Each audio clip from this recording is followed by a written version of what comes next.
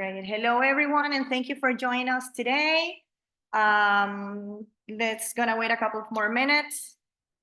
Here is Damaso, my husband. He's gonna be also co-hosting. So I bet you remember him. So it's good. I'm super, super glad to have you here today. As I was telling you, like this book is amazing, and I was telling my husband he was yesterday watching the game and you know the Latin La Copa America, I don't know what, the soccer game, and it was like reading like really until late night, and I finished it and was like, oh my god, this is unbelievable. It's a really, really amazing and great tool. And well, Edith, today we have Dr. Edith Shiro. She's a clinical psychologist and she is specialized in trauma. And I'm super honored to have her here. She's amazing. I admire her a lot. And please, can you tell us a little bit about you and your background? And please talk about the unexpected gift of trauma, because this is like the path for growth. And welcome.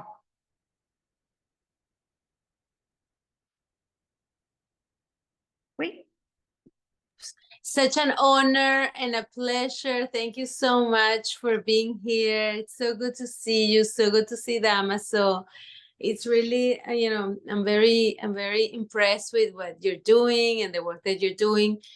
And, the book that you're holding is, this just came out. In English, came out almost a year ago, and in Spanish came out last month. And it's translated in 10 other languages, and it's called The Unexpected Gift of Trauma, The Path to Post-Traumatic Growth. And it's all about transforming breakdowns into breakthroughs, transforming your pain into purpose. It's taking all the weaknesses and making them into strengths, and really the option of growing from having very, very difficult, challenging, and traumatic situations, and instead of staying there stuck in that place of victimization, of suffering, which is fine to have pain, to feel all the feelings there, that's fine, but not just staying there, but knowing that there's an option, that there's a possibility, that there's something else beyond. So really the book is not about trauma, but what happens after trauma, because we have so many books about trauma. But this is really all about what happens after, not just what you have, what you do, the symptoms, what's going on, but really what can you do with it? How can you take that and use it to jump like a quantum leap of transformation and transcendence into the next level? And this is really an invitation that I have for everybody to say, what happens to you is an opportunity for learning, is the possibility to take that as a trampoline. It's like jumping into something else. And there are ways of doing that. There's like 5 steps of doing that, and we'll talk more about it. And how do you got like a clinical psychologist? What did call you to specialize on trauma? Yeah, that's a really great question, and people ask me that all the time. And this is the crazy thing. I've always been a psychologist. I feel like I've always been a psychologist since I was a little girl. But what I was very curious is that I always saw people going through difficult things. I grew up in a community of immigrants, of refugees. My family is a refugee, immigrant, Holocaust survivor. And I was like, okay, how is it possible that people go through such difficult things and some of them come out really, really well, and others are so stuck and so depressed and doing so badly, and others are, resilient and they come out? But, these differences in responses was always caught my attention. And always my line of research was about that, like how people do, what are the differences? Is it personality traits? Is it education? Is it the culture that you live in? Is it the family? Is it the friends? Is it the money? The amount of books that you read? Like what is the color of your skin, your religion? Like what are some of these factors that really, really make a difference? And how come some people do it and some people don't? So honestly, this book on post-traumatic growth pretty much was written 25 years ago. That was my doctoral dissertation. Yeah. And it only a couple of years ago, I decided to share it with the public and with the audience to say, it's time for that to be published.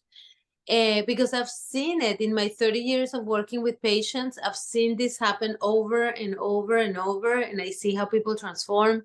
I see what happens to people, that they can really make a difference in their lives, not just individuals, but families and communities. I work with a lot of communities, and I see the progress in the process. So this is all I'm doing is really reporting and sharing with the world something that has been happening already for many years.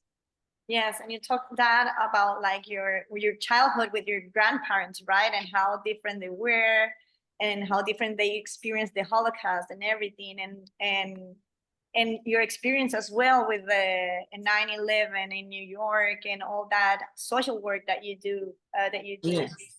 with all these people going through trauma. So could you please define us what is trauma? Yes. And some misconceptions, because I know that people have misconceptions about what trauma is. Yes. And this is a super important question. And actually, for the people that are on Zoom, if they feel comfortable opening their camera so we can see each other's faces, because I'm super happy to have questions as well, if we're allowed, so we can have a conversation about that. So feel free to open your cameras, to open your microphones, so we can interact.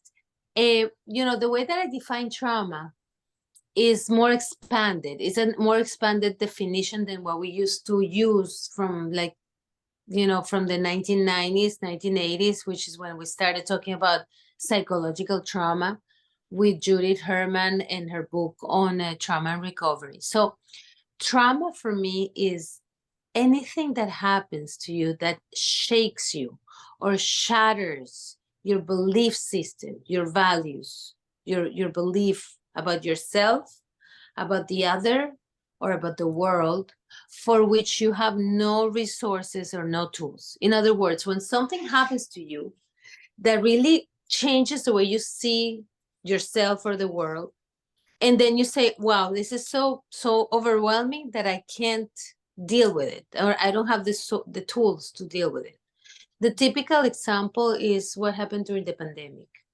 During the pandemic, a lot of people were affected in ways that they said, I never thought that something like this could happen, that the government would not be able to handle a situation, or that a virus can be contagious like that, or that I was not going to be able to see my family or my friends or my dear ones, or be at a marriage or a funeral of somebody because we're so stuck everywhere.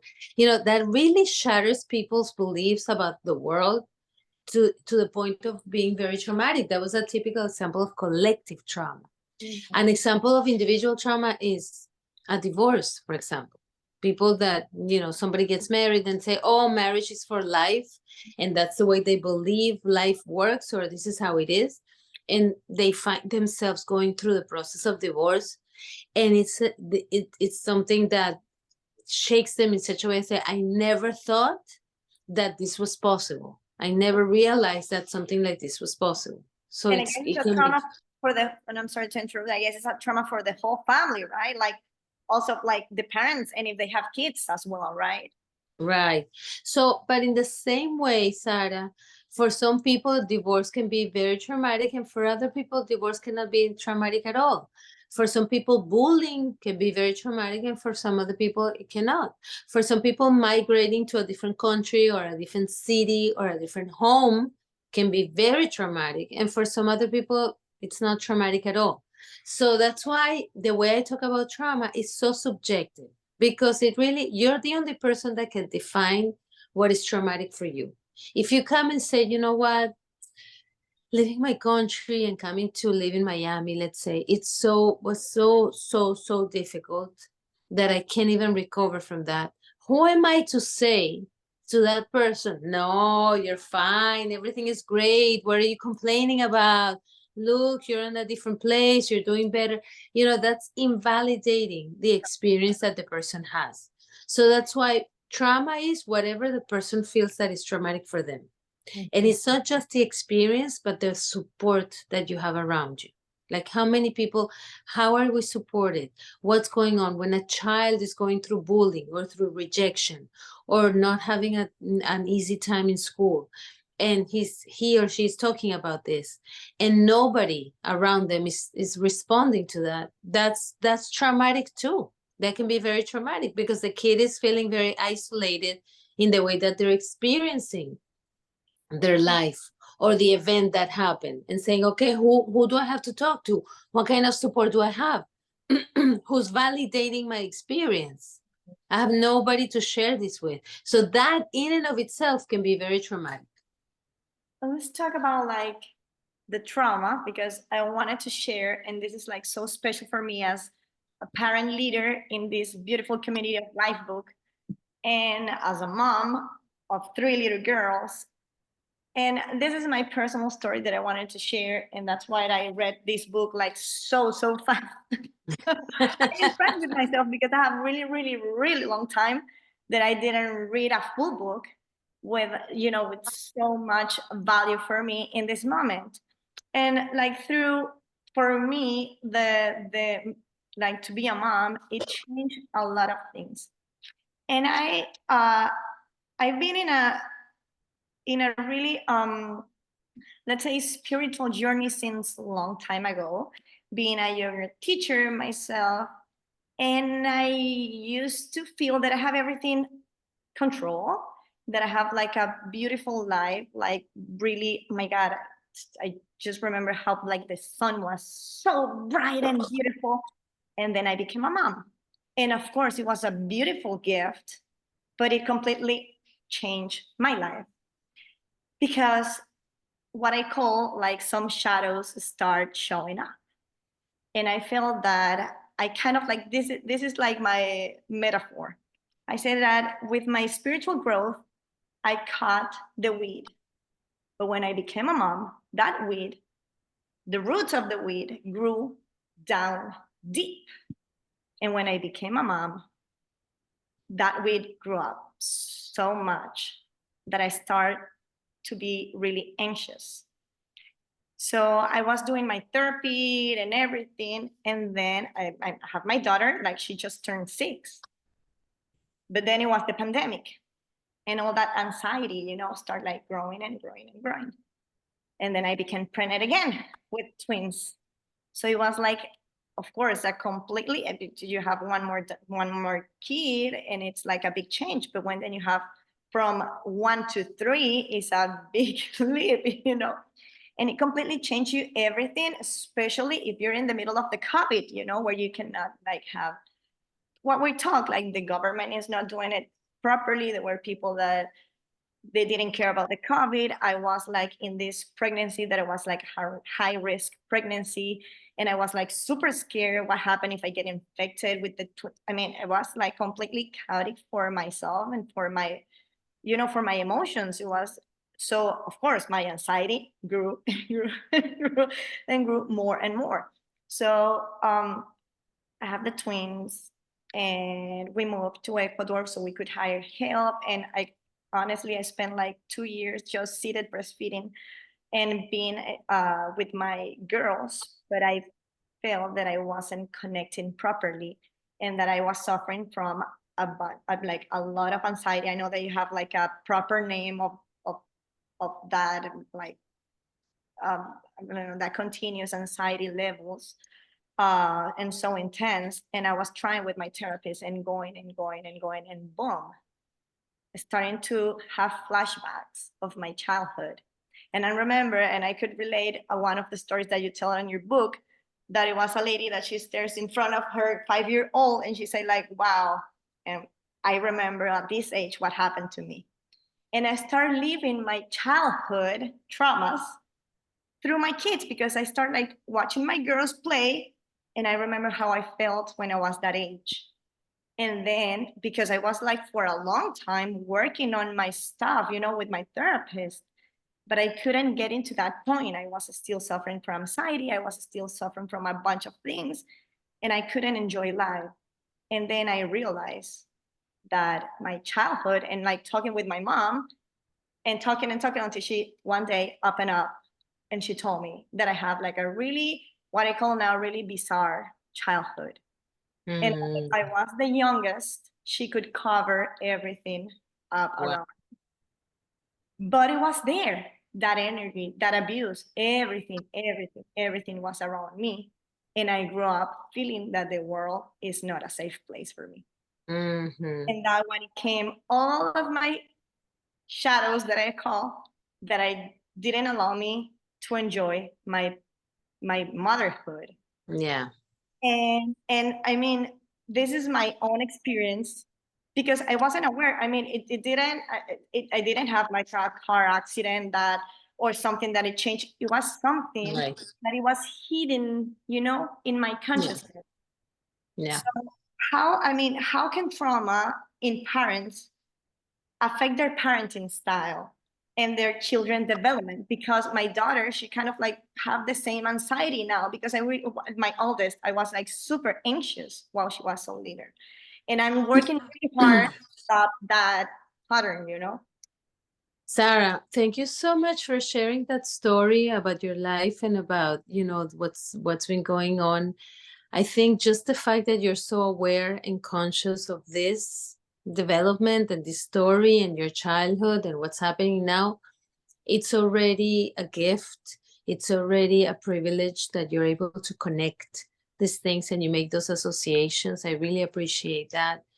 Because part of what happens is that people are so dissociated and disconnected from those feelings and from their own history that they don't even realize why they're acting the way they're acting and why they're anxious or depressed or addicted, because they don't even make those connections. So the fact that you're making that is incredible. And usually this is what happens, Sara, that it's becoming, interesting. Yvonne is saying becoming a parent. Becoming a parent is what sometimes triggers or activates our memories of trauma or our memories of childhood or our memories of attachment or the experiences that we've had in the past. And it's allowed us to then open that door to say, hey, I need to look into this. And this has nothing to do with my child or how my child is behaving and what my child is doing. It has everything to do with me and who I am and what kind of resources I use to become a parent or to be a parent. So when people ask me about parenting a lot, they expect me to say, oh, your child this, your child that, you better do this, you better do that. And you know what I tell them? I say, have you looked at yourself? Have you explored your own childhood? Have you healed the things that have happened to you first? Why? Because only when we deal with our things, we're more able to then be present for our children in a way that it's healthy. Otherwise, what happens is something that I talk a lot in my book, and I really, really recommend to read this part, is the intergenerational trauma.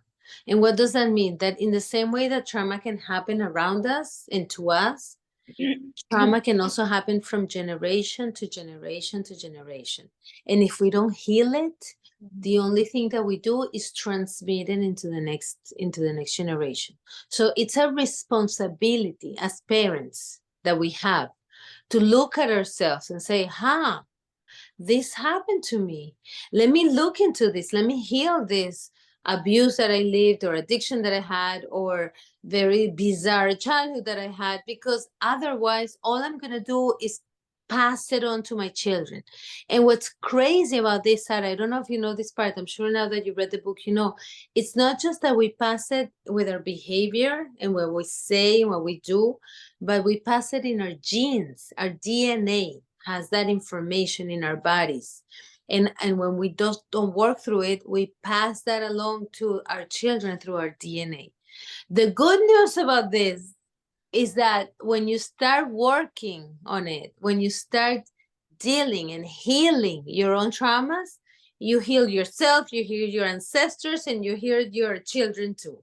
So really the invitation is for all of us to look into our our own childhood traumas, to look into our own experiences and to see what is it that we're passing along, and what is it that, where are we functioning, from which place are we making decisions about being a parent. For example, I mean, for me, it was difficult because I guess like these generational traumas that continues generation and generation. Yeah. For me, for example, for me, my husband and I were cutting a lot of things, trying to grow and be better parents. And we have identified those things that we want to, you know, become better. But how can you tell, how can it be easy to identify those traumas? Because, for example, for me, I could realize that certain things were right when I was pregnant with my first daughter, and I started studying about conscious parenting, because I've read like a bunch of books. I love Dr. Shefali. She's like, I have read all her books. And I started like, hey, I remember in my childhood and my parents did it in the other way, so maybe this is not right. But of course, if you grew up, that was my case, in a bizarre family, it's you, of course, you're growing up in that family and you think that's the normal, a normal Yes. family are like that. So Yes. how can you like realize, because probably I see my sister, and she have 2 kids, and she kind of like keeps, of course she knows and she identifies certain things, but not all of them, and she keeps Right. the same thing. So how can you be like aware that you say like, oh yes, I suffer a trauma that is not like through parenting, that is not like you know, like the car accident that you say like, boom, okay, Yeah. it's a trauma. Right. It's something that you live that you probably doesn't have it on your unconscious. Right. And Sarah, this is a great question, and welcome for the new people that have come in, and hopefully you can also open your cameras and ask questions as well. You know, would love to answer your questions as well. So how do we identify our own traumas that are being played out in our parenting? Mhm. Right? So typical, I am, something happened in my childhood in which I almost drowned in a pool. And then the most important thing for me to do with my children is don't go into the water, be careful with the water, don't get in the beach. Maybe you shouldn't go to, in the shower, I'm going to sit with you. Sorry, but can I tell a funny story? Is because my dad, I mean, living in Venezuela, in Tucacas, you know, there is no sharks because people eat it all in the empanadas. My dad, but he has like a really big issues, psychological issues. And he was like, don't get into the water because there are sharks. So Right. you have no idea how I have to bit my tongue when my kids swim here, that you have a bunch of sharks in Miami. And I'm like, I know there are sharks. I know there are sharks. Stay on the shore. So I'm kind of like, please don't give me the trauma. But yeah. But exactly, that's the example. That's a great example, because you are aware that you're repeating that. But imagine when a parent is not aware. So how do we identify that we're repeating traumas? The number one identification is the levels of anxiety and overreaction. And someone said here, Yvonne, I think, hi Yvonne, the overcompensation that we do when we go all the way to the other extreme, right? If our parent was like, don't go in the water, be careful with the sharks, don't do that, then what we're gonna do is be the opposite completely. We can do either the same rigid way of doing it or the complete opposite. These are ways in which we identify trauma responses. When we are overreacting about something that you find yourself saying like, why am I getting so angry? Why am I screaming? How come this is giving me so much anxiety? It's like a little thing. Nobody else is anxious like me. Or why am I have so much fear for something that feels so disproportionate? These disproportionate responses are typical trauma responses. And sometimes we don't even remember where they come from.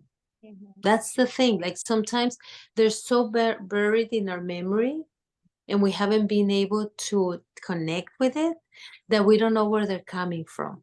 But the minute we stop and we connect with ourselves and usually with our bodies, because our bodies are the ones that remember a lot, and we say, okay, I'm going to give some space for this fear to have a voice, to say, okay, why am I afraid? What's so fearful about the water?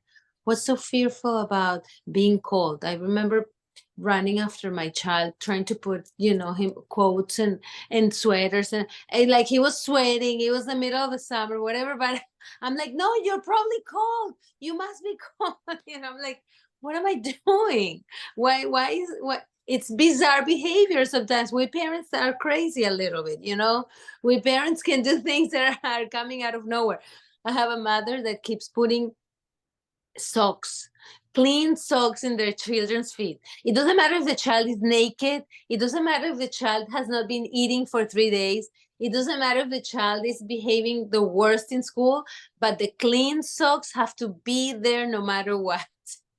That's a trauma response, because I bet you if we start digging into that, there's a story of like something about not having clean socks that led to either illness or death or sickness. So it looks bizarre, it looks crazy, it looks disproportionate, but it's completely connected to a survival mode, to something that was survival. So Sara, in your example with your father and the sharks, maybe if you sit with your dad and you start asking him about where was, I don't know if he's still alive, but if you start asking him about where's that coming from, he probably has a story that was very fearful and very traumatic for him, related to the ocean, related to the sharks, or related to something, about danger, and how he's overly protecting.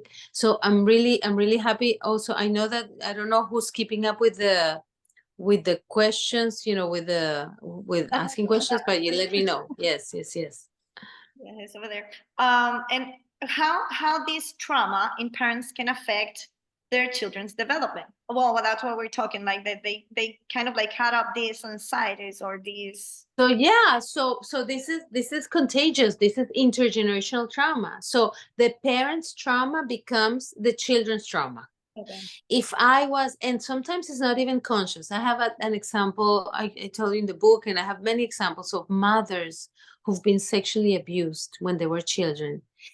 And somehow that history gets repeated. So their children, unfortunately, get sexually abused too, or sexually molested, and it goes on and on and on. Same with alcoholism, let's say. A father is an alcoholic, and then that gets into the child being an alcoholic, and then the child gets into the grandchild, and then it becomes a cycle of addiction, a cycle of trauma. And it's very easy to see when you start asking questions in your family. You start seeing those patterns. And yes, I agree, they're very, very difficult to break. But there are patterns that we all really, when we start paying attention in our families, we start seeing the patterns coming from generation to generation.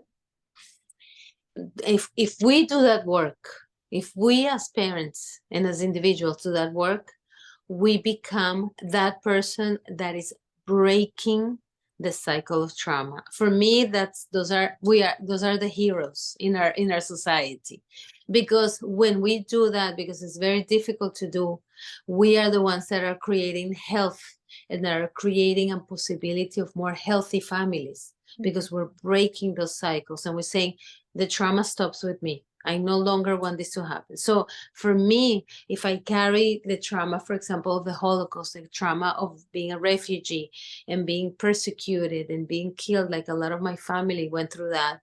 If I continue, right, that was passed on to me from my grandparents to my parents to me. Maybe if I continue, I can pass it on to my children. So my work has been, I don't want to continue this cycle of trauma. It stops with me. I'm doing something different.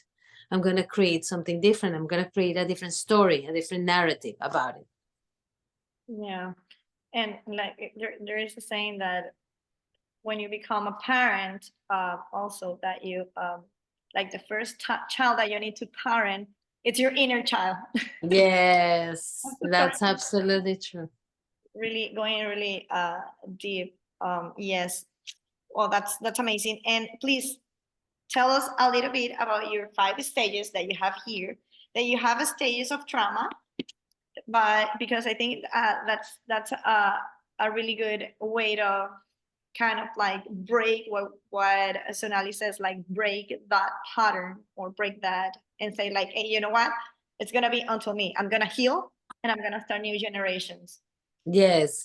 So the way that that people ask me, okay, I identified that my trauma, I know that I have been going through something difficult, or I remember that happened in my childhood. Okay, what do I do with that? How do I do something with it? Or right now I'm even going through some addictive behavior, some repetitive behavior, or I'm so anxious or so depressed, or I'm so disconnected from my feelings. What do I do with that? Step number 1, very important and the most important step, and really difficult to do, I have to say. It's not easy. It's to stop and radically accept what you're going through. So it's radical acceptance. It's saying, you know what? I radically accept that this is happening to me. I radically accept that I am depressed, that I'm anxious, that I was abused, that my father did this or my mother did that, or that I come from a family that behaves in this way. Sarah, when you're talking, you're saying, you know what? I realized talking to my mom after I had children that I come from a bizarre family, that I've had all these bizarre stories. That's radical acceptance, because instead of pretending, oh no, my family is great or things are wonderful. No, let's radically accept the good and the bad. It's like, let's. But I guess that not happen to everyone. And I heard a saying while I was studying yoga in India, that it was like everyone has their own awakening time. Because of course, and Yvonne was talking about how siblings respond differently in the trauma that they live. And of course, like I'm kind of like, oh my God, to my sister, do you remember this and that? And she's like, come on, I think we are living in different families because I have another experience. But she received more trauma than I received, and she denies everything. Right. And that's the thing. It's like the awareness of, yes, that happens to me, but sometimes there is shame behind that, right? No, it's not just shame, Sarah. Sometimes she truly has developed a mechanism to survive, and she cannot let go of that. Because if she starts connecting all these things instead of being disconnected, she's not going to be able to function, and she's not going to be able to continue. So it only comes up when you're ready to receive it. When you're ready to receive this information and you're ready to look into this trauma, it comes up. Otherwise, you cannot do it. So this radical acceptance, first stage, happens when the person is ready to say, you know what, I'm ready to be honest with myself. I'm ready to face my shadows. I'm ready to face my monsters. I'm ready to really open to this possibility. Second stage is saying, okay, I cannot do this by myself. I need some help. And usually people go to therapy, people talk to a friend, to family, to your religious community, to your spiritual community. Like, people go ask for help, because we never can do this alone. Healing is not alone. Healing is always in relationship. Always, always, always, always. In the same way that trauma is in relationship, healing is in relationship. Then we go into creating, the third stage is creating new stories about it. Like, how do we come up with new ways of being? And and this takes time. All this process, these 5 stages take time. It takes dedication. It takes really going through a true transformation into how to change and shift. This is what I understand and I recognize and I live, into something else, into a gift, into a possibility, into an opportunity for growth. So we go through these 5 stages in company with somebody that is with us, or a group or a person, or this kind of conversations, and say, oh wow, I'm understanding, I'm realizing, I'm opening to new things, I'm creating a new story for myself, I am open to trying out new things, Then I'm integrating. The fourth stage is integrating all of this. And the fifth stage is getting to this post-traumatic growth. And that's the most beautiful thing to see, you know, and I really invite all of you to really try to go there, because getting to post-traumatic growth is a life-changing experience. And Wait, it's a little saying, bit, what is post-traumatic growth? What is it? so post-traumatic growth is all the positive changes that happen as a result of a traumatic experience. All the positive things that happen after you've lived something difficult or something traumatic. And the way it shows is that your life becomes more appreciative. You appreciate more your life. You have more meaningful relationships. You become more spiritual. You have a better sense of purpose in your life. You have your life mission becomes more clear, or you understand better what you're doing. You create more community. You actually become of service. So Sara, what you're doing now, for example, how you've transformed your life, how you're saying, I'm ready to give back to the community. I'm having this space to talk about parenting. It all comes from your own transformation, right? See, Ramon is saying the same thing I just said. This is what you're doing now, right? It's taking all of these traumas and all of these difficulties and all of these learnings and saying, I'm going to not just heal myself and how I'm healing myself, but I'm sharing it with my community and I'm sharing it with the world. Because this is how we get to growth. And I love it. I tell you, every time I see it with my patients or I see it with the people that I work with, I cry, because it's such a moving thing to see. And the same way, Sara, that I'm seeing you, it's so beautiful to see that. Really beautiful. It's not easy, as Ramona said, it's not easy. And it's just, I learned all about my childhood experience 2 years ago. And wow, it was so hard, especially having twins, like infants and a toddler, and like no time to process, because there was a call with my mom that lasted like an hour and I received a bunch of information. And then I have, okay, get up, someone is crying, I have to breastfeed, I have to change the diaper, I have to, and I was like, I couldn't have like enough time to say like, you know what? I need to clock, that's how I heal. I just like, I know something that I have to work, I just close and get into my cave. And I kind of like try to process everything, right? So then I kind of like share it.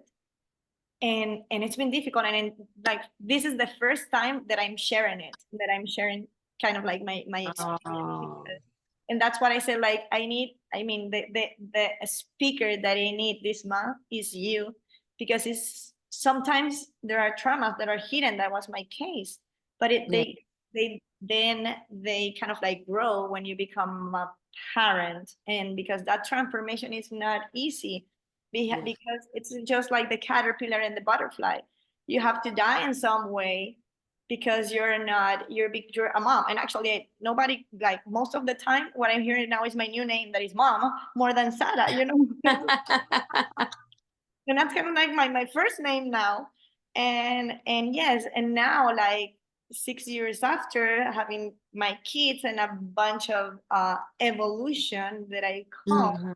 because now Mhm. I'm paying superpowers, honestly, like no sleep at all and taking care of three little human beings that they don't cooperate and you have to keep them Yeah. alive. It's like a really hard work. Yeah. It is a superpower. It is a superpower. Yes. And I'm kind of like, yes, but also in another hand, and thank you very much, and this community that I really love, because it has grown us as a family to always keep growing and growing, because at the end, for me, life is evolution, and you always have to be the best version of yourself, right? And now on the role that I'm doing now, because this is a service that I will do for several years, there is the parenting, especially with young kids that have to be on top of them. It's for me to be like a constant change and evolution and growth, to cut those trauma and patterns that I don't with that we, my husband and I, don't want to keep passing on our children. And sometimes it's been hard because we have grieved a lot, because we have to cut relationships with our family members and with friends and people that it used to be like in our inner circle, now that we want to evolve, because we don't want them to bring those trauma in, you know what I mean? So it's been hard to, like realize that there are not healthy, there are relationships that are not healthy, no matter how long you've been knowing each other or you're blood related or whatever, but sometimes you have to cut that relationship and keep going on with that, without that weight that like push you down, if you know what I mean. Yeah, yeah. It's hard to be sometimes when you're in that journey of consciousness and growth and connecting with yourself and with others. It's hard to also share with people that are not, that don't have consciousness or that are not doing so well. So that is hard. But it's also important to know that each of us is in our own journey, and sometimes we have to separate or distance ourselves from those relationships, and then maybe later on we reconnect when we're in a place and we understand each other better, and sometimes not. Part of the evolution is shedding those layers, and the shedding has to do with relationships and people around us, and sometimes we maintain relationships that are very, very destructive, and only when we realize what we're doing, that we keep doing that destruction, we say, you know what, no more of that, I'm ready to do something different. And so that decision is important to make, and say, I'm no longer going to repeat those patterns with the people around me. And I have two more questions because I know that time is getting to an end. And how can parents help their children process and heal from trauma? Because maybe we're fine, or maybe like something happened to our children that experience trauma. How can we help them? Super important question, and I think it's a great question to actually understand as well. Is when you have your child coming to you and saying this, I'm crying, anxious, sad, discomfort, physical discomfort, not being able to sleep or to eat properly or to play around and do, please take note of that. That's a red flag. That's to say, okay, my children are not supposed to be like that. Children are healthy. They can have healthy lives. If these things are disrupted, it's because there's something going on. Ask them what's going on. Ask the proper questions. How are you doing? How are your friends? How is school? Tell me about it. Tell me about your life. Go with them every night. Try to have deep, important conversations. And then guess what? Listen to what they have to say. Listen to them. It's not just a question, but truly, truly listening and paying attention to what they're saying and validating what they have to say. Do you know how many times I have parents coming in and say, oh, my child told me he was being abused or he was being bullied, but they're probably manipulating. They're not doing anything. It's probably just it's just a joke. It's just children's stuff. And I'm like, no. This is exactly what you need to do. You need to listen to what the children are telling you and validate it. Because if they're telling you this, is because it's happening to them. Whatever it is that it's happening, they're trying to tell you something. It might not be exactly what they're saying. It might not be exactly the way that they're saying it. Sometimes they show it with temper tantrums. Sometimes they show it with like behavioral issues. Sometimes they show it by not talking at all, disconnecting, dissociating, maybe behaving in a different way, or having sleeping patterns or eating patterns that are that are not healthy. These are kind of ways in which our children are communicating trauma. So pay attention, ask the questions, take it seriously, and say, okay, let me be very, very interested and curious about what's going on with my child. So this is how we start. We start with the process of healing trauma and making sure it doesn't get passed along. Okay. There is a question from Sonali, and she asks, can illness and certain chronic conditions, autoimmune disorders, be a result of generational trauma? Yeah, no, Sonali, thank you so much for that question. I'm not telling you that every illness, has an explanation of trauma, but I do want to tell you that the body keeps the score. My very good colleague and friend, Bessel van der Kolk, wrote a book about that.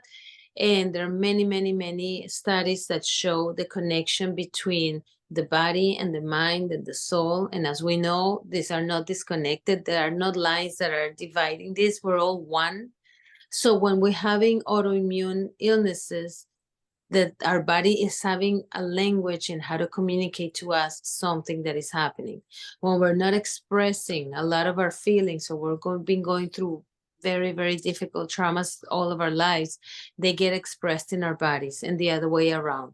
So paying attention to chronic illnesses, yes, it's very important. Ramon is saying adverse childhood experiences. Yes, ACE, absolutely. It's one of the ways in which we identify experiences in our childhood. There's actually questionnaires, like there's a whole way of identifying the adverse childhood experiences or experiences in your life that then get manifested in your body. So staying connected with our bodies, listening to our bodies, is really a way of identifying the traumas as well. So thank you for that question. I don't know if someone else have a question.